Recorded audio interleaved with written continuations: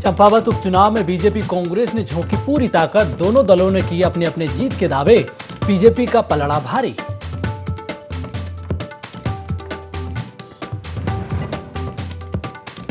पौड़ी के सपलोड़ी में ग्रामीणों ने गुलदार को जिंदा जलाया, पिंजरे में कैद आदमखोर गुलदार, वन विभाग करेगा कानूनी कार्रवाई।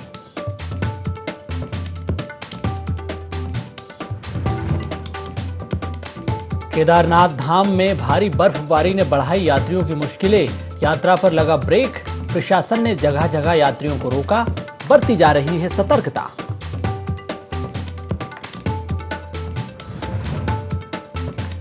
और राज्य में चलाई जा रही है मुहिम अपात्र को ना और पात्र को हां योजना के तहत सितारगंज में 180 राशन कार्ड सरेंडर, 31 मई के बाद होगी कानूनी कार्रवाई।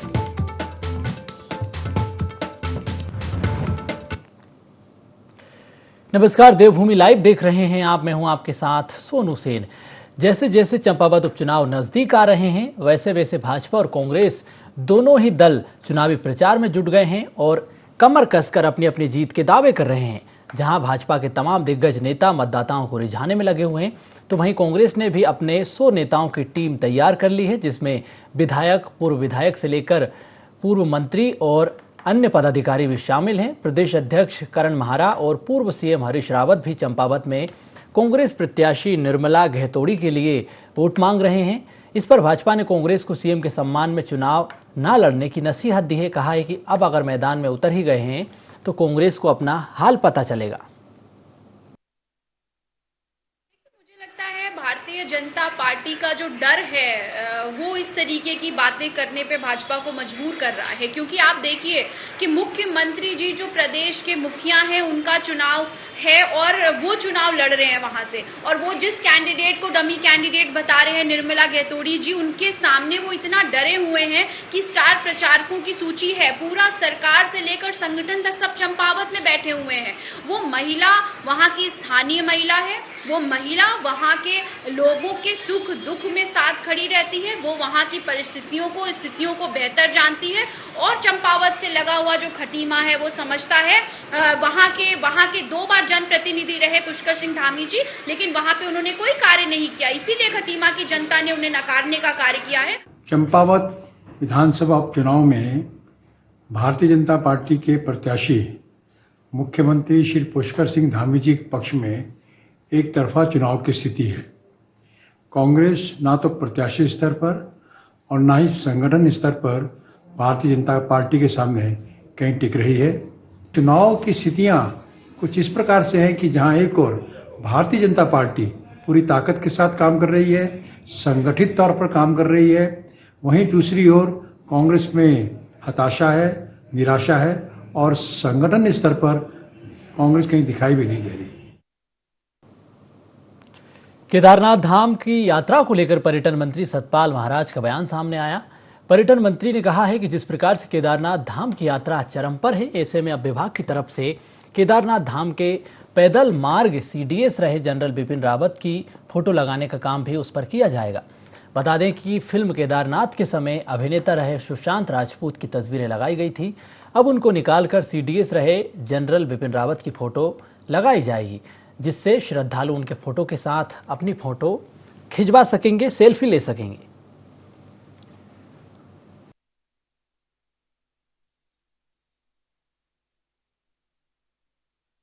केदारनाथ की यात्रा चरम सीमा पर है। अनेक पर्यटक और धार्मिक यात्री केदारनाथ दर्शनों को जा रहे हैं। स्थान स्थान पर सुशांत सिंह राजपूत की जगह हम हमारे प्रथम chief of the defence staff Bipin Rawat ji के हम चित्र लगाएंगे, ताकि जो पैदल चलने वाले यात्री हैं उनके चित्र के आगे फोटोग्राफ खींच। राज्य के कई हिस्सों में बारिश देखने को मिली। चारधाम यात्रा के बीच हुई बारिश की वजह से व्यवस्थाएं गड़बड़ा गई हैं, लेकिन यात्रा को रोके जाने जैसा कोई फैसला अभी तक नहीं लिया गया है। कैबिनेट मंत्री सुबोध उनियाल ने खुद इसको लेकर बातचीत की है, जानकारी दी है। उन्होंने कहा कि अचानक बदलते मौसम के चलते कुछ समय के लिए यात्रियों का मूवमेंट रोका गया है, यात्रा पर कोई रोक नहीं लगाई गई है। वहीं इस बार बड़ी संख्या में श्रद्धालु उत्तराखंड पहुंच रहे हैं। बीते 2 साल का गैप साफ तौर पर नजर आ रहा है। कि कुछ मामलों में बारिश अच्छी भी है। फॉरेस्ट फायर सीजन था, बहुत जोरों से आगे लगी थी, तो इस बारिश के आने से कम फॉरेस्ट फायर पे कंट्रोल हुआ है। दूसरी तरफ ये पहाड़ों में, क्योंकि अभी ये सड़क आप देख रहे हैं ऑल वेदर रोड अभी सेटल नहीं हुई है, और जब तक सेटल नहीं होती तो बरसात में आने पर कहीं ना कहीं लैंड स्लाइडिंग की संभावना बढ़ जाती है। तो इस समय जैसे आपने देखा केदारनाथ रूट पे स्लाइड हुआ है, बद्रीनाथ रूट पे स्लाइड हुआ है, तो उस यात्रा को रोक दिया गया, मूवमेंट रोका गया, यात्रा नहीं रोकी गई। तो बाकी सारी पूरे व्यवस्थित ढंग से, गंभीरता के साथ सरकार यात्रा को व्यवस्थित ढंग से चलाने पर काम कर रही है। केदार घाटी समेत आसपास के इलाकों में 2 दिनों से बारिश हो रही है, जिसकी वजह से जनजीवन अस्त व्यस्त हो गया है। बारिश शुरू होते ही प्रशासन ने तीर्थ यात्रियों की सुरक्षा के चलते केदारनाथ यात्रा पर रोक लगा दी है। विगत 2 दिनों से हो रही बारिश से तापमान में भी भारी गिरावट दर्ज की गई। वहीं ऊंचाई वाले इलाकों के तापमान में भारी गिरावट महसूस होने से 6 माह बुग्यालों में प्रवास करने वाले भेड़ पालकों की मुश्किलें भी अब बढ़ती जा रही है।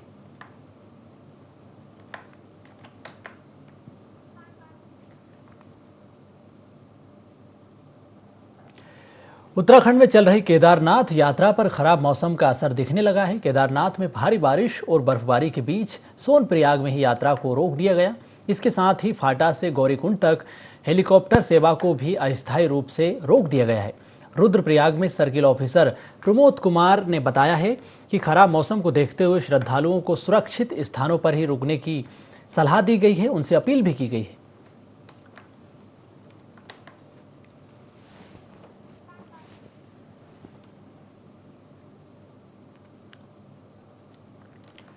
हल्द्वानी में रेड क्रॉस सोसाइटी नैनीताल के तत्वाधान में एक निःशुल्क मेडिकल हेल्थ कैंप का आयोजन किया गया, जिसमें पुलिस कर्मचारी और उनके परिजनों का हेल्थ चेकअप किया गया है। इस दौरान मुख्य अतिथि के रूप में जिले के वरिष्ठ पुलिस अधीक्षक पंकज भट्ट उपस्थित रहे हैं।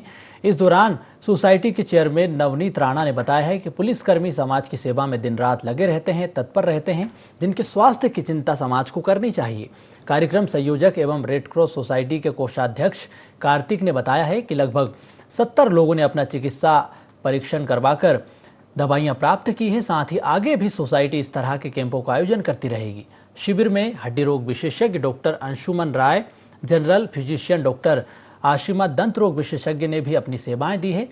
वहीं एसएसपी पंकज भट्ट ने रेड क्रॉस की इस पहल की सराहना की है, साथ ही आभार प्रकट किया है।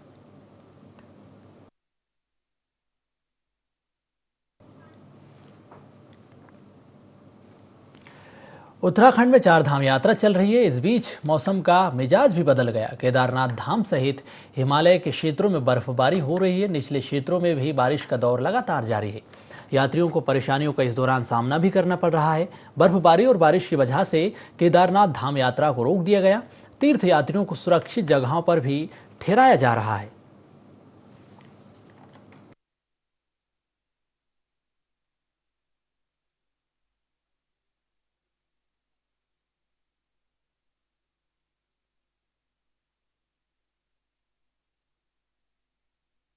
से गौरीकुंड से केदारनाथ में रुक रुक करके बारिश हो रही है और आज सुबह से केदारनाथ में लगातार बारिश के साथ काफी बर्फबारी केदारनाथ के अंदर हो रही है, जो कि आए हुए तीर्थयात्रियों को बर्फबारी से काफी परेशानी हो रही है। ठंड भी काफी हो रही है और यात्रा पे जो लोग अभी यात्री आ रहे हैं, जो जहां हैं, मेरी आप सभी को सलाह है आप वहीं रहे। मौसम साफ होते ही आप केदारनाथ की यात्रा प्रारंभ करें, नहीं तो तब तक जो यात्री जहां हैं वहीं रहे।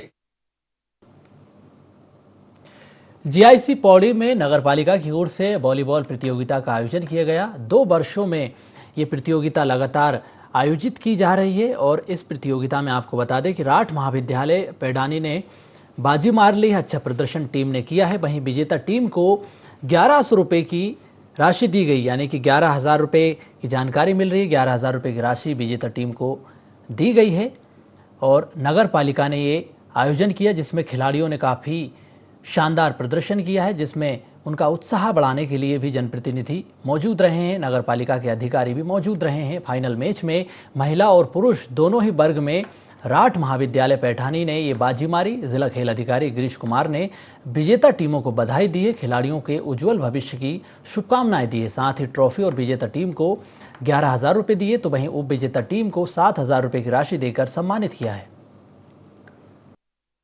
कि शुभ अवसर पर नगर पालिका परिषद द्वारा वॉलीबॉल का आयोजन किया गया, जिसमें 2 वर्गों में कराया गया, महिला एवं पुरुष।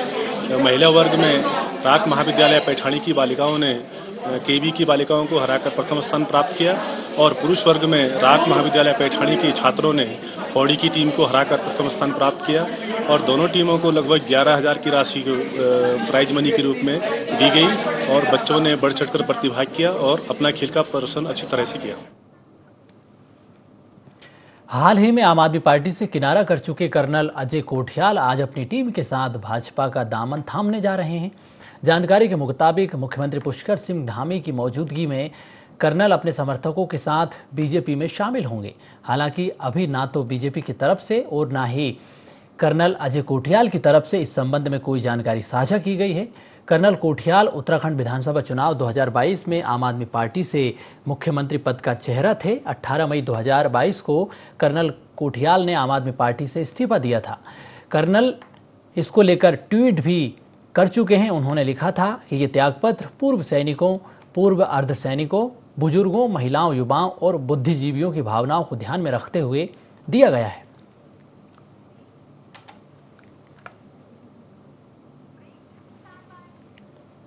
हरिद्वार में प्रशासन गैंगस्टर यशपाल तोमर पर शिकंजा कस रहा है। यशपाल के अपने रिश्तेदारों के नाम से खरीदी जमीनें प्रशासन के निशाने पर है। डीएम कोर्ट ने गैंगस्टर के एक ऐसे ही रिश्तेदार की जमीन को कुर्क करने का आदेश दिया। इस जमीन को यशपाल ने अपने रिश्तेदार के नाम से खरीदा था। ये कार्रवाई एसटीएफ की जांच रिपोर्ट के बाद की जा रही है।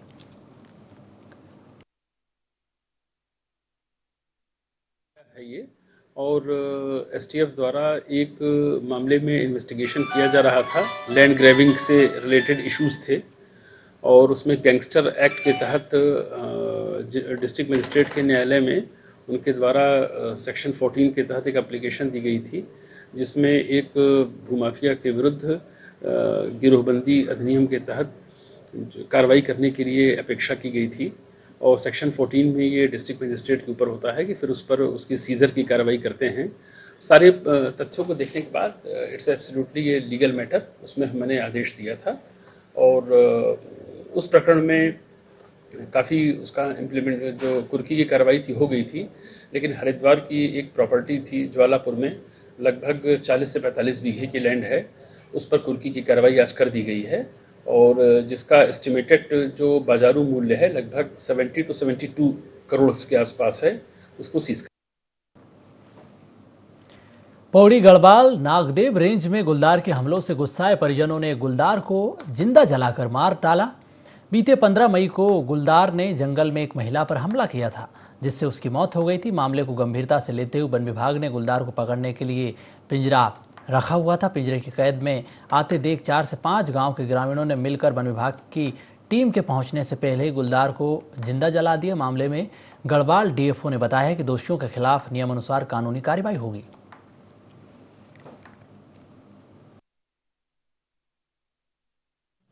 एक महिला को, जिनका नाम श्रीमती सुषमा देवी था, उम्र उनकी लगभग 47 साल थी, बाघ ने मार दिया था उनको। तो जब बाघ ने मार दिया था तो उसमें जो विधिक कार्रवाई होती है वो सब की गई थी और उसके बाद बाघ को पकड़ने के लिए और ट्रंकुलाइज करने के लिए पिंजरा लगाने की अनुमति, शिकारी दल को तैनात करने की अनुमति, ये सब मांगी गई थी जो भी कार्रवाइयाँ होती हैं, और पिंजरा मौके पर लगा दिया गया था। आज 24 तारीख को उसी क्रम में पिंजरे में बाघ के होने की सूचना मिली थी, जिस पर विभाग द्वारा कार्रवाई की गई और मौके पर जो भीड़ थी उस भीड़ ने वन विभाग के प्रति प्रतिरोध करते हुए भी और स्टाफ को कोई कार्रवाई नहीं करने दी थी और उसमें आग द्वारा उस बाघ को जिंदा ही जला दिया। भारतीय किसान यूनियन के नेता राकेश टिकैत विकासनगर पहुंचे। यहां उन्होंने कहा है कि खेती को बढ़ावा देकर पहाड़ों से हो रहे पलायन को रोका जा सकता है। इसके साथ ही उन्होंने राज्य में अधिकांश खेती बारिश पर निर्भर होने की बात कही है, जिसके लिए सरकार को सिंचाई के संसाधन भी बढ़ाने चाहिए। फसलों के उत्पादन के लिए किसानों को सब्सिडी भी दी जानी चाहिए। इसके साथ ही उन्होंने विलेज टूरिज्म को बढ़ावा देने और राज्य में पलायन रोकने की भी बात यहां पर राज्य सरकार से कही है कि राज्य सरकार इसको लेकर कदम उठाए। यहाँ पे एक है पहाड़ का जो पानी है, पहाड़ के काम नहीं आता। सबसे बड़ी दिक्कत यहाँ पे पानी की है और खेत को पानी नहीं मिल रहा। यहाँ पे बरसात पर निर्भर, यहाँ की करीब 60% खेती पहाड़ पे बरसात पे फसलें किसान पैदा करता है, उसको ट्रांसपोर्ट सब्सिडी देती है। वो ऑफ सीजन की फसलें पैदा करता है और मार्केट में रेट उसका महंगा है, ठीक, लेकिन खर्चा बहुत आता है उसकी लागत। तो सरकारों को सब्सिडी देनी चाहिए, नहीं तो यहाँ का किसान पलायन करेगा। विलेज टूरिज्म पॉलिसी, टूरिस्ट पे हमको काम करना चाहिए, उससे हमको बहुत आमदनी यहाँ पे हो सकती है। ये 4-5 चीज़ें हैं, उस पर सरकार अगर काम करेगी तो यहाँ का किसानों को फायदा होगा। चंपावत उपचुनाव में कांग्रेस प्रत्याशी निर्मला गहतोड़ी का चुनाव प्रचार किया जा रहा है। वहीं चंपावत के टकनपुर पहुंचे पूर्व सीएम हरीश रावत ने भी इस दौरान एक प्रेस कॉन्फ्रेंस की और रावत ने बीजेपी पर जमकर निशाना साधा। उन्होंने कहा कि शासन की शक्ति का दुरुपयोग करने के लिए जिस तरह से भाजपा के नेता काम कर रहे हैं, उन्होंने उसको लेकर भी निशाने पर नेताओं को लिया है। इसके साथ ही चुनाव आयोग से शिकायत करने की बात भी कही है। रावत ने कहा कि भाजपा को सत्ता का घमंड हो गया है। उत्तराखंड में गोरिल से ऊपर कोई विराजमान नहीं होता है। भाजपा का घमंड भी जल्द ही चकनाचूर हो जाएगा।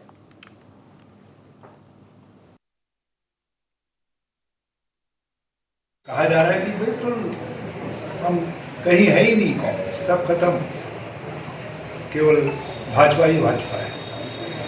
तो ये जो अहंकार है सत्ता, वो अहंकार लोकतंत्र के लिए, उत्तराखंड के लोकतंत्र के लिए, लोकशाही के लिए अच्छा नहीं। और चंपावत की धरती मांगने की धरती है। यहाँ कोई अहंकारी बन करके नहीं आ सकता, राजा बन करके नहीं आ सकता है, क्योंकि जो यहाँ का राजा है वो सारे उत्तराखंड का राजा है। हमारी मान्य परंपरा है कि गुड़िया के आगे कोई व्यक्ति जो है ऊंचे स्थान पर नहीं चलता है, उसके सामने हर कोई अपना सर झुकाता है। इस बात में यही है। लालकुआं व्यापार मंडल नगर चुनाव में अध्यक्ष पद के प्रत्याशी अनूप भाटिया के मेडिकल स्टोर पर छापामार कार्रवाई की गई है।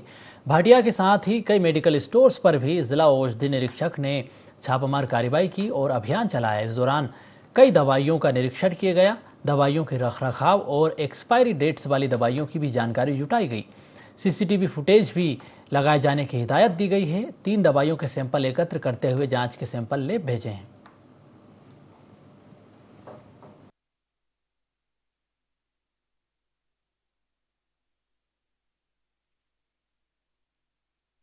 द्वारा जो लालकुआं आपका क्षेत्र है, यहाँ मेडिकल स्टोरों की चेकिंग की गई। चेकिंग के दौरान हमारे द्वारा मेडिकल स्टोरों में सीसीटीवी कैमरे की उपलब्धता, एक्सपायरी बॉक्स की मेंटेन तथा जो नारकोटिक एंड साइकोट्रॉपिक ड्रग्स हैं उनका रखरखाव और उनकी क्रय विक्रय में इंस्पेक्शन किया गया और 3 जो नमूने लिए गए जिसे टेस्ट हेतु सरकारी लैब भेजा जाएगा। चंपावत के टकनपुर बाजार उपचुनाव में कांग्रेस प्रत्याशी निर्मला गहतोड़ी के समर्थन में कांग्रेस प्रदेश अध्यक्ष करण महारा, नेता प्रतिपक्ष यशपाल आर्य और कई बड़े नेताओं ने चुनाव प्रचार किया है, पद यात्रा की है। इस मौके पर पूर्व विधायक हिमेश खरकवाल के साथ ही कई नेता मौजूद रहे हैं। वहीं कार्यकर्ताओं ने कांग्रेस प्रत्याशी के पक्ष में माहौल बनाया, प्रचार किया है।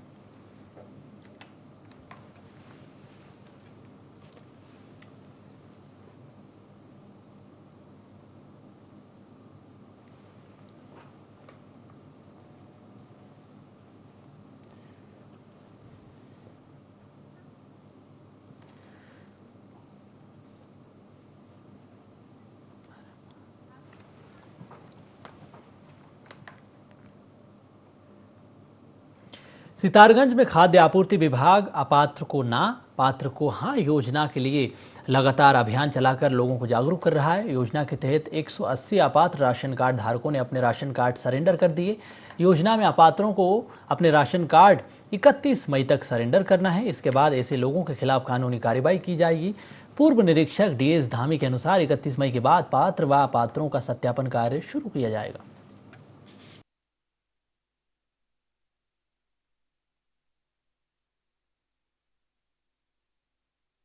सरकार की मुहिम एक विशेष अभियान चलाया गया है जिसका नाम है अपात्र को ना पात्र को हाँ। इस अभियान के तहत वो परिवार या वो राशन कार्डधारी जो वर्तमान में अपनी स्थिति आर्थिक सही हो चुकी है वो अपने कार्डों को सरेंडर करेंगे। कार्डों को सरेंडर करने के लिए विभाग की ओर से 31 मई तक की टाइम ड्यूरेशन दी गई है। 31 मई तक भी अगर कोई अपात्र व्यक्ति राशन कार्ड को होल्ड करके रखता है तो फिर विभाग की ओर से टोल फ्री नंबर भी जारी किया गया है 1967। इस टोल फ्री नंबर के मार्फत भी अगर कोई शिकायत करता है या अन्य जांच में पता चलता है कि व्यक्ति ने सफेद कार्ड धारण कर रखा है और उसकी आर्थिक स्थिति अच्छी है, वो नॉर्म्स में अंतर्गत नहीं आता, तो उसके अगेंस्ट विभागीय कार्रवाई अमल में लाई जाएगी। उत्तराखंड की एक राज्यसभा सीट के लिए नामांकन की प्रक्रिया आज से शुरू होगी। नामांकन 24 मई से 31 मई तक कराए जा सकेंगे, यानी कि ये प्रक्रिया आज से शुरू हो चुकी है। नामांकन पत्रों की जांच 1 जून को होगी। नाम वापस लेने की अंतिम तिथि 3 जून है, जबकि मतदान 10 जून और मतगणना भी उसी दिन होगी।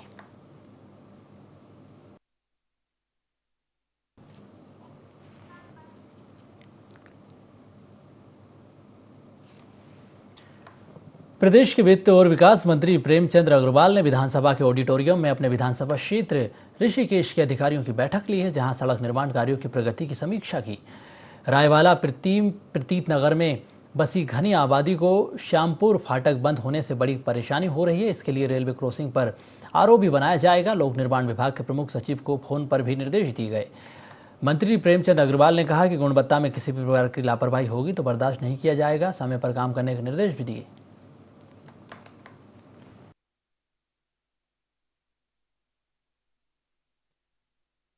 विधानसभा क्षेत्र में बहुत सारी ऐसे सड़कें हैं जिन पे काम चल रहा था और निश्चित रूप से मैंने आज विभागीय अधिकारियों से सीधे तौर पे कहा है कि उनकी गुणवत्ता और उनका समय पूरी तरह से उस पर कोई कंप्रोमाइज़ हम लोग नहीं करेंगे, लेकिन अभी तक उस पर कोई बहुत ज़्यादा प्रगति नहीं हुई।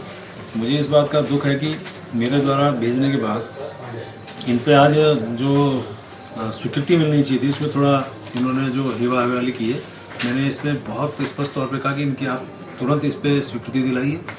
उस पर कहाँ अड़चन आ रही है, उस पर कोई दिक्कत बहुत ज़्यादा है तो मुझे बताइए, लेकिन ये काम होना है।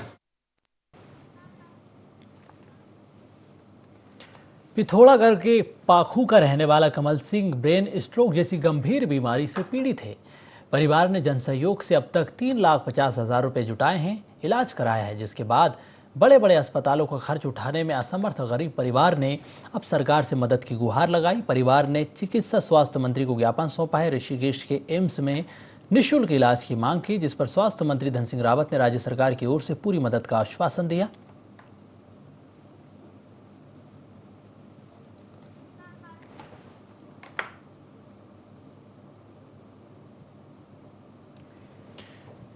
बद्रीनाथ यात्रा इन दिनों चरम पर है। बद्रीनाथ धाम जाने वाले और आने वाले श्रद्धालुओं को रात 10 बजे के बाद प्रशासन गौचर में रोक रहा है, जिससे कि होटल कारोबारी खासे परेशान हो रहे हैं। उनका कहना है कि रात 10 बजे यात्रियों को आने जाने में लगाई रोक के कारण होटल कारोबार चौपट हो रहा है।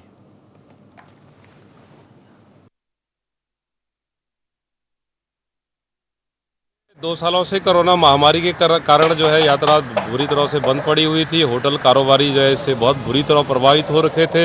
इस साल यात्रा बहुत अच्छे चरम सीमा पे चली, लेकिन प्रशासन द्वारा गोचर में बैरियर लगा दिया गया है, जिसके कारण पूरा होटल जो है सब लोगों के होटल खाली चल रहे हैं। और उम्मीदें ये थी कि बढ़िया चलेगा, लेकिन जो है ये पूरा धराशायी होने को लग रहा है। और मेरे प्रशासन से उम्मीद है कि इसमें थोड़ा उचित कार्रवाई करें और यात्रा सुचारू रूप से रात को भी चलाएं, जिससे कि भी सभी लोगों को रोजगार उत्पन्न। देवभूमि लाइव में इतना ही। मुझे दीजिए इजाजत। आप देखते रहिए IND24।